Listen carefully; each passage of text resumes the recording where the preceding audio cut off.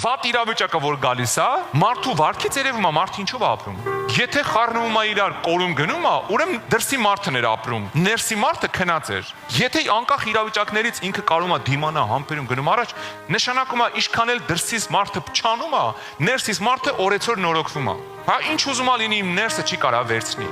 Այս է կարևոր, ինչի մեջով ուզում անցնեմ, իմ խաղաղությունը, իմ Տիրոջ հետ հարաբերությունները ոչ մեկ չի կարա գողանա։ Հա, եթե ես քանը իմ մեջ կա, փառք Տիրոջ, ես կանցնեմ։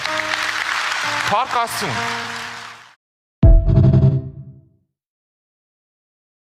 Վատ իրավիճակը որ գալիս է, մարդու վարքից երևում է մարդ ինչով է ապրում։ Եթե խառնվում է իրար կորում գնում է, ուրեմն դրսի մարդն էր ապրում, ներսի մարդը քնած էր։ Եթե անկախ իրավիճակներից ինքը կարող է դիմանա համբերում գնում առաջ, նշանակում է ինչքան էլ դրսից մարդը փչանում է, ներսից մարդը օրեցօր նորոգվում է։ Հա ինչ ուզում է լինի իմ ներսը չի կարա վերցնի։ Այս է կարևոր, ինչի մեջով ուզում անցնեմ, իմ խաղաղությունը,